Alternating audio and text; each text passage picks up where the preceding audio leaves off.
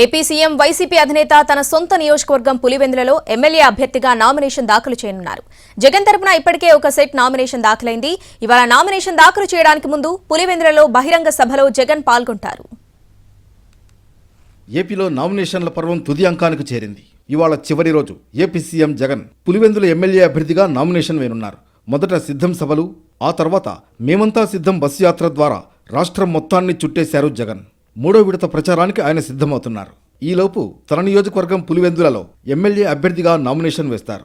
ఇప్పటికే జగన్ తరఫున Pulivendula municipal vice chairman YS Manohar Reddy ఒక సెట్ నామినేషన్ వేశారు. ఇవాళ మరో సెట్ని జగన్ స్వయంగా దాఖలు చేస్తారు.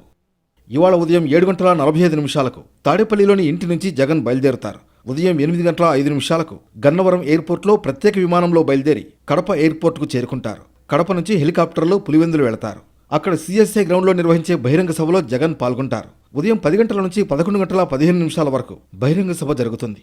ఆ తర్వాత by road Pulivendula mini secretariat కాంప్లెక్స్లోని రిటర్నింగ్ ఆఫీసర్ ఆఫీస్కు చేరుకుంటారు. 11:25 నుంచి 11:40 మధ్య నామినేషన్ కార్యక్రమం ఉంటుంది. నామినేషన్ పూర్తయ్యాక పులివెందుల భాకరాపురంలోని తన ఇంటికి వెళతారు జగన్.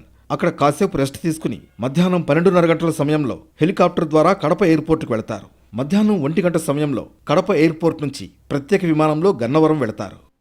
సీఎం జగన్ నామినేషన్ దాఖలు కార్యక్రమం ఉండడంతో పోలీసులు అలర్ట్ అయ్యారు. విజయవాడలో జరిగిన రాయి దాడిని దృష్టిలో ఉంచుకుని భారీ భద్రతా ఏర్పాట్లు చేస్తున్నారు.